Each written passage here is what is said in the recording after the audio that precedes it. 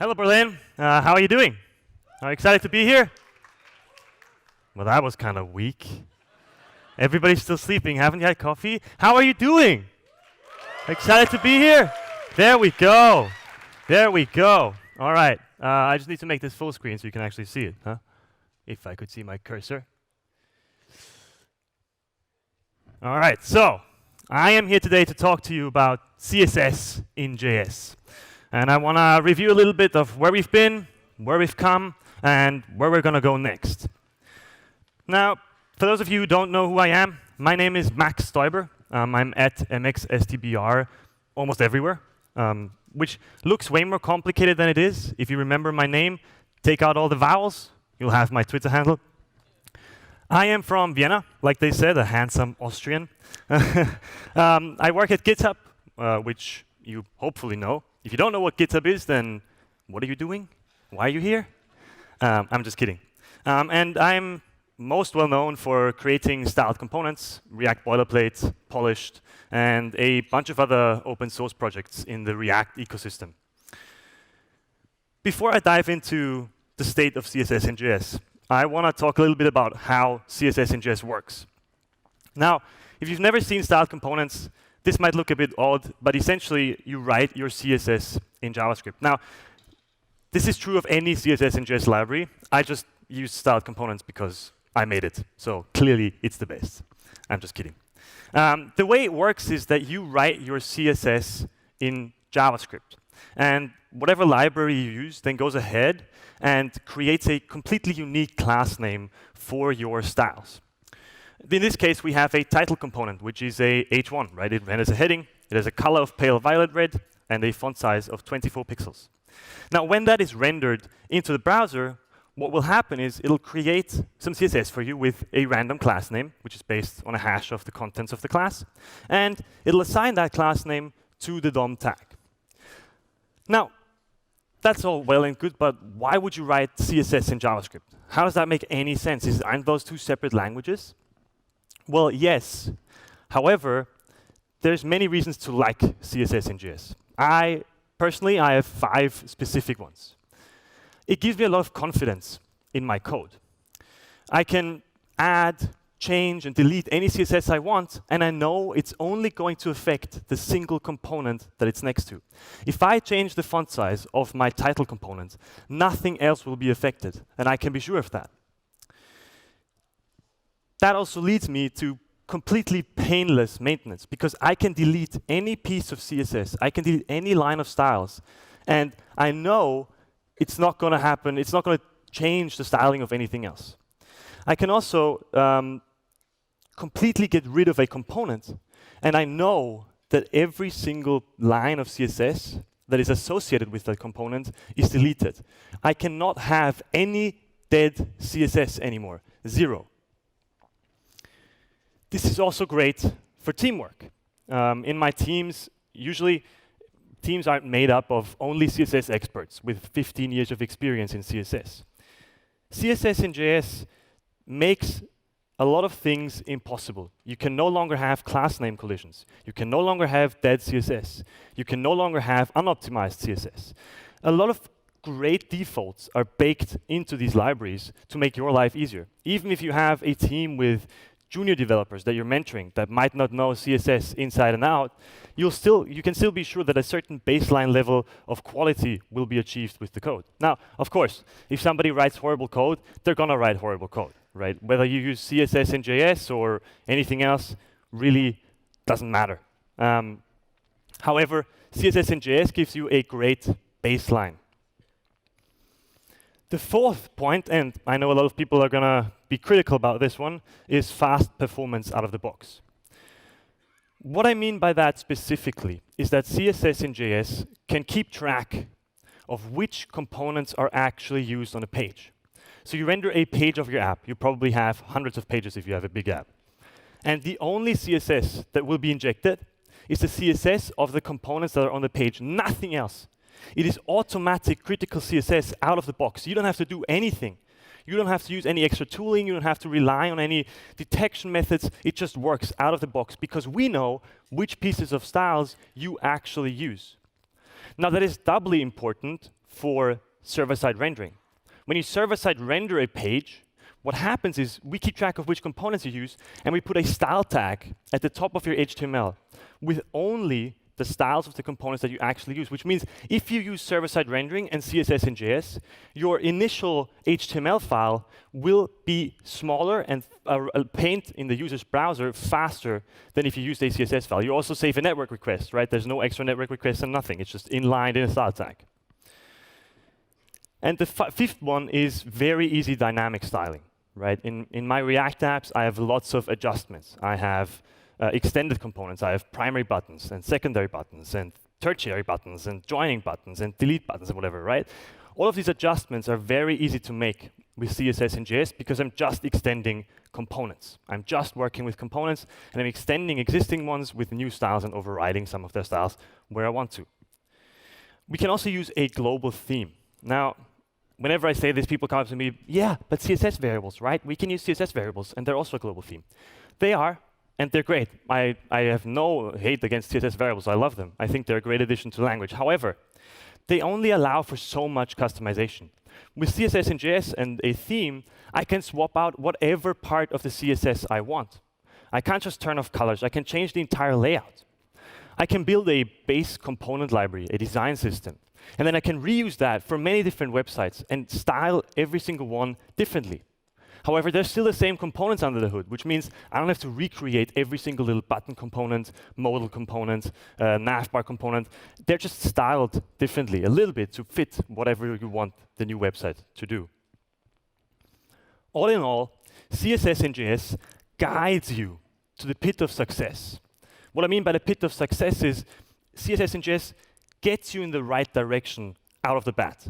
It's harder to write bad code with CSS in JS. Now, again, it's not impossible. Of course, if somebody writes horrible code, it's going to be horrible code. But CSS in JS guides you in the right direction and gives you a lot of things out of the box to ensure that you're less likely to mess up. Now, I like that because I always mess up, so that saves me a lot of time. A lot of people, again, when I say this, say, yeah, but we have a super great process where we do really in-depth code review and we use 15 different pieces of tooling and we can achieve the exact same thing and we don't need CSS in JS. And that's awesome, right? That's super great. CSS in JS just gives you all of that out of the box with no extra work required on your part. No extra tooling, nothing. You just use CSS in JS and it has sane and great defaults by default. So let's talk about where we're at. I want to talk a little bit about the present. CSS in JS has taken over the React world. I checked a couple of days ago, and in the last week, 60% of React installs also installed a CSS in JS library of some kind. 60%. That's almost a majority of React installs also have a CSS in JS library. That's huge. Now, that doesn't mean that CSS in JS is the right thing for your team, right? Maybe you have a designer that knows CSS inside out, but doesn't really know JavaScript. They have never written or typed in a JavaScript file. Then CSS in JS may not be for you. But if you're on a team with people who at least understand the basics of JavaScript, then it can really work. And it's worked for a lot of teams. Now let's take a look at where we came from. It all started in November of 2014.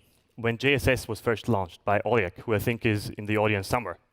JSS was way ahead of its time. At the time, nobody had even heard of CSS in JS. And he had built many of the same things that are in more new CSS in JS libraries into JSS way back in November of 2014. That's where it really all started. JSS has been maintained ever since. It's an awesome library.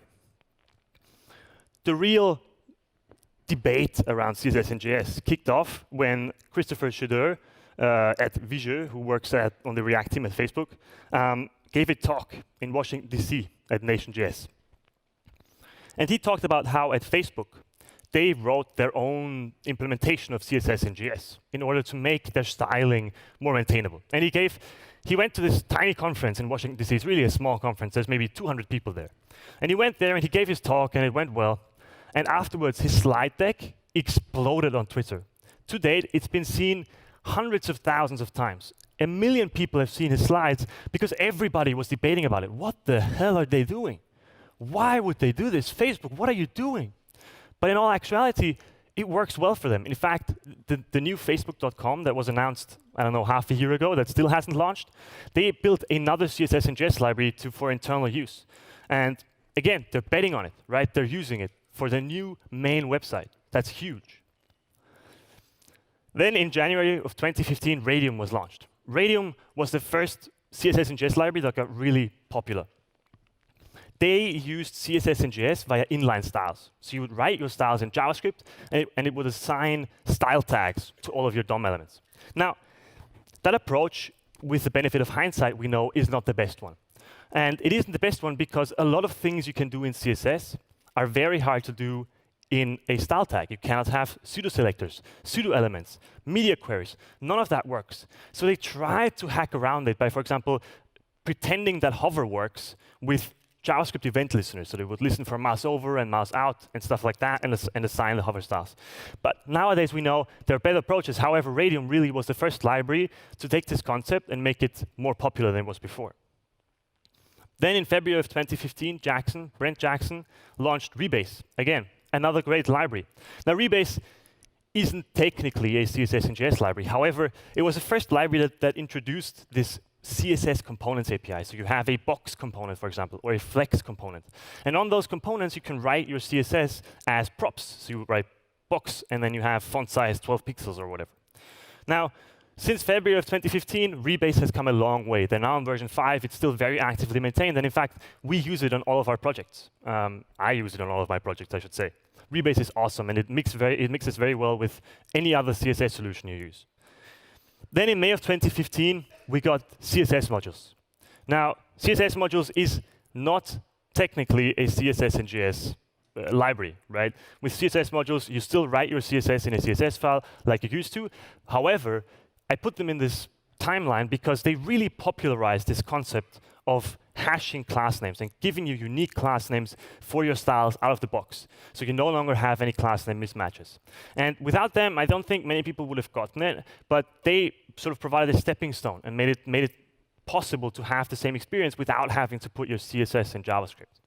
CSS modules, again, still great, still awesome, still used by many people. I love them. They're great. Then in September of 2015, we got CS.js by Ryan Tsao.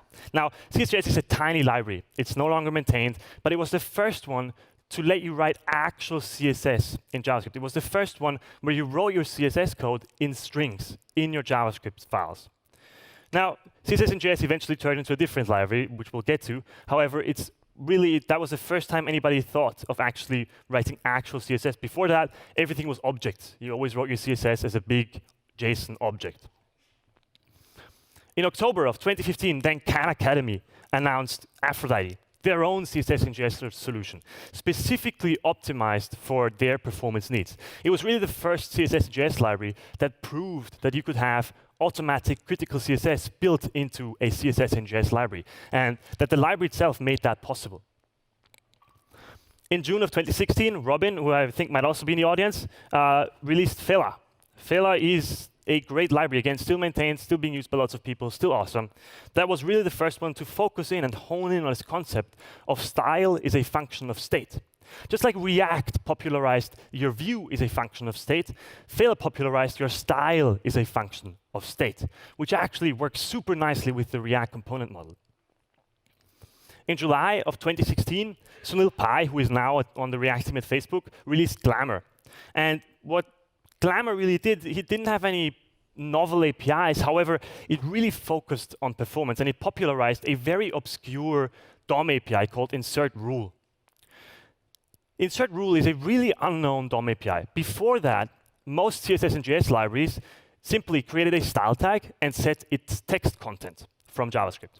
However, that approach isn't the fastest. With insert rule, you can insert up to 100,000 rules of CSS. So a rule is like a font size 12 pixels, right? You can insert up to 100,000 rules of CSS in less than 16 milliseconds, which is ridiculously fast. When are you ever going to have 100,000 lines of CSS, right? That's insane. So Glamour really popularized that API. Now, here I gotta give a shout out to Oleg again with JSS, because JSS had been using that API since November of 2014, which is incredible. Absolutely incredible. Then in October of 2016, JSX style was released by Pete Hunt, one of the ex-React team members who then founded his own startup and got bought by Twitter. Again, still a great library, they still use this, and what JSX style really did is it took this CSS components API a step further. And it went all the way. You can essentially style your entire application with a box component and put any kind of CSS into its props. Again, a great API. If that's what you like, JSX style is awesome. Rebase also awesome. Also in October of 2016, I stood on stage at React Netherlands and I announced styled components to the world. This was the first time anybody had seen this API. We really popularized this style.div API. Now, I gotta give a shout out to Fella because they actually had a very similar API long before us. However, styled components went ahead and it sort of popularized this concept of not even ever using class names. Before styled components, every CSS in JS library sort of returned an object of class names, and you could assign that to your DOM tags. With styled components, you're never even touching any class names anymore. They're not there. You're just creating components that are styled, and then you're using them throughout your application. And styled components was really the first library to go in that direction. Then in December of 2016, we got Styletron. That is the follow-up library to CS.js, the one that introduced strings of CSS in JavaScript.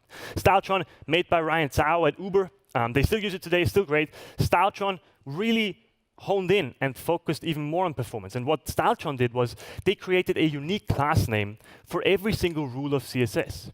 Atomic CSS. If you've ever used tachyons, if you've ever used a library like that, this is exactly the same, except you don't have to worry about remembering any class names. You write your CSS like you always would, and they automatically output atomic CSS to keep your total CSS size as minimal as possible, right? At a certain point, there's only so many unique rules your CSS style sheet has, right? So the chances are pretty high that if they output atomic CSS, the total size is going to be smaller than if they injected a separate class name for every component. We also got Style.jsx in December of 2016. Style.jsx popularized this sort of easy entry with a style tag-like API. So in your JSX, you just write a style tag and put class names in there. And those class names can refer to any other element in the same component. And Style.jsx will make sure to make all of the class names unique and stuff like that, just like any other CSS in JS library. This is great for easy entry. It's the same as if you were to write CSS in HTML, right? Just a style tag with some styles in it. Super nice. In March of 2017, AstroTurf was announced. At the time, it was called CSS Literal Loader, but they eventually renamed it to AstroTurf. And what AstroTurf did is introduce the first-class support for CSS extraction. So with AstroTurf, you write your CSS in a JavaScript file, and they have a build process that takes that JavaScript and puts it into a CSS file. So you're no longer injecting any CSS from JavaScript. It's all extracted. You have the same authoring experience. You have the same developer experience as you would have with, for example, styled components or Glamour or any of these other CSS and JS libraries. However, in the end, you just get a standard class CSS file with randomized class names that you can then distribute wherever you want and load however you want. In April of 2017, Kenzie Dodds announced Glamorous, a package that is now deprecated. At the time, it was the first one to implement the styled components API, but with objects. And it really popularized writing CSS as objects again. So we went full circle. We started with CSS as objects, then we went to actual CSS, and then we went back to CSS as objects. Nowadays, almost all CSS and JS libraries support both, or many of them do, I would say. For example, style components nowadays also supports CSS as objects, which is why Kenzie Dodds eventually deprecated Glamorous because he didn't want to maintain it anymore. In May of 2017, I announced Styled Components v2. And the really important point about Styled Components v2 is not Styled Components. It's that we used a new CSS parser. And that CSS parser is called Stylus. Before that, everybody sort of hacked around the whole CSS parsing thing. In fact, Styled Components, the first version, it took post-CSS and it ripped out all of the node parts. And then it shipped that in the browser, which is I don't understand why we did that at the time. We had a huge bundle size. But Stylus, some guy in Africa wrote a tiny CSS parse implementation in JavaScript. It's 3 kilobytes, min.gzip, a fully featured CSS parser, and it's super duper fast. So we switched to Stylus, and nowadays almost every single CSS and JS library uses Stylus because it's solid, it's fast, and it's small. Stylists really made a lot of the performance gains that have been happening over the past 2 years possible. Without it, we'd probably still be having huge bundle sizes and not as fast of a performance as we have nowadays. In July of 2017, Emotion was announced. And what Emotion really did is it kicked off a performance competition. They went, oh, so we rebuilt styled components, but it's much smaller and much faster than every other CSS-in JS library. So every other CSS-in JS library went, crap. Now we gotta go fast too. And so everybody started working on performance. They started focusing on performance. And for that, the whole ecosystem is better off. Now all of the CSS-in JS libraries are 10 times faster than they were 2 years ago. All of them. And they're pretty much all the same speed now. It doesn't even matter anymore, which is awesome. In September of 2017, Satya then announced Linearia, who I think is also in the audience somewhere. Lots of CSS-in JS people here, I just realized. That's awesome. Linearia took the concept that AstroTurf introduced, extracting the CSS to a CSS file, and took it even further. It allowed you to write the styled components like API and use some of their dynamicism, and then they would still be able to extract it to a static CSS file. This is also a very popular library. It's used by many people, and it's awesome. In November of 2018, we then got Emotion v10. Emotion v10, I call that out because it really popularized using the CSS prop. So kind of similar to Rebase and JSX style, you would write your CSS on every single tag that you wrote, every single JSX tag that you wrote. However, rather than using it as props, you have one single prop, the CSS prop, and you would just write your CSS in there. In fact, they introduced it, and afterwards everybody stole it. Styled components now also have support for the CSS prop because it is a great API. And then very recently, in June of 2019, Brent Jackson, the guy who made Rebase and a bunch of other stuff, really announced Theme UI. And Theme UI really went a step further and said, okay, we now have control over your CSS. How can we make your CSS even better? And what they did was they enforced consistency by only letting you write styles that are in a global theme. So you have a defined font size scale, you have a designed spacing scale, you have color system, and you can only use values from that system, which means your entire application will always be consistently styled, which is especially important for design systems. Now, as you hear me talk about all of these things that were launched, you'll notice something. I love them all, right? I don't discriminate any of them. I made styled components now. I think styled components is the best, clearly. But to be honest with you, it really doesn't matter. All of these libraries are great, and the reason they're all great is because we all copied everything from each other.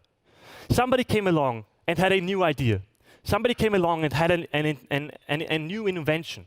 And they went and they built a library for it, and they announced it, and they talked about it. And then every other CSS-in JS library went, we should also do that. And so they just copied everything from each other. And again, I have no hate. All of these people are my friends, right? I'm great friends with all of them. I love every single one of their libraries. We constantly talk with each other. And this entire ecosystem is only as good as it is because we're all working together to get better, all together. Now, where do we go from here? What's the future of CSS-in JS? And the honest answer is, I don't know. I have absolutely no idea. Which is why we need you to create the future of styling React apps. If you're working on React apps, I'm sure you've struggled with CSS before. I'm sure you've struggled with obscure bugs. If you use CSS-in JS, I'm sure you've struggled with it too. There's always some edge cases. If you have any ideas, if you have any new things that you want to try, new APIs you think that could work, try it out. Just try building it, ship a prototype, make it work, and then share it with the world, right? Because we only got here because we all tried something new. We all put our head out there and said, I have an idea. It maybe sounds kind of stupid, but I think it could work. It feels kind of nice. What do you think? I want you to do the same thing. We're not done yet, right? We're not at the maximum. We're not perfect. We're not at the finish line, not even close. It's been 4 years, right? We have 50 years more to go, hopefully, with React. Well, at least I hope so. Now, how do you actually do this? If you have an idea, how do you go from, I have an idea for an API, to sharing it with the world and making it popular? There's 3 tips I have for you.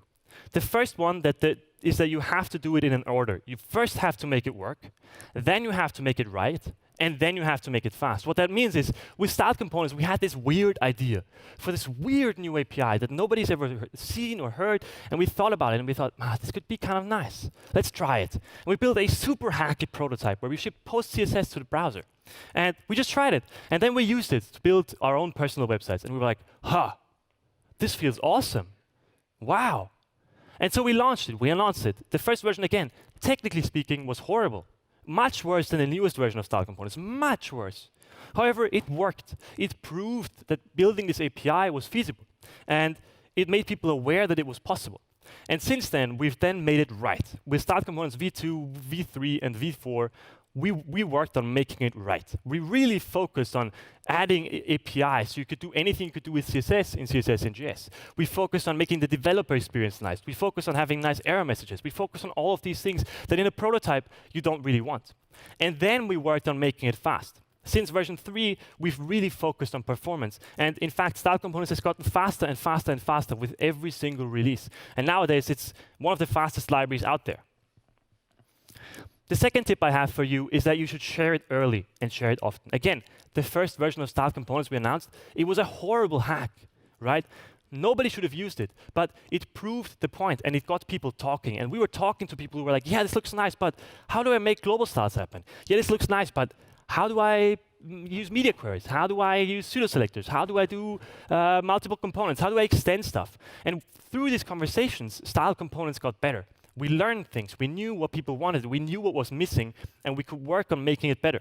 So sharing early and sharing often is super critical. In fact, if you do get around to building your dream CSS-in JS library, ping me on Twitter, and I will share it with everyone to get you feedback. I would be super excited about that. And the third and very important point is that you really need to document all the things. A big part of why React boilerplate and styled components got popular is because they were very well documented. I spent way more time writing documentation for them than actually creating the projects themselves. Documentation is super vital to make sure that your users know how to do everything they need with your thing. For React boilerplate, that meant documenting how React works, how Redux works, how Redux Saga works, how all of these technologies that we used work. For style components, that means how do you do all the things that you do with CSS? How do you do, again, pseudo-selectors, pseudo-elements, media queries, adapting based on props, extending? All of these things need to be documented and explained and shown so that users know how to work with your library. Documentation is critically underused. You need to write a lot of documentation. I spent, again, way more time writing documentation than actually writing code. All right, I hope this was an interesting overview over the CSS-in JS library ecosystem. Again, if you have any ideas, please build a prototype, send it to me. I'll look at it, I'll share it, I'll give you feedback. We need to get better. We're not done yet. Please keep at it. That's all I have for you today. Thank you, and I hope you enjoy the rest of the conference.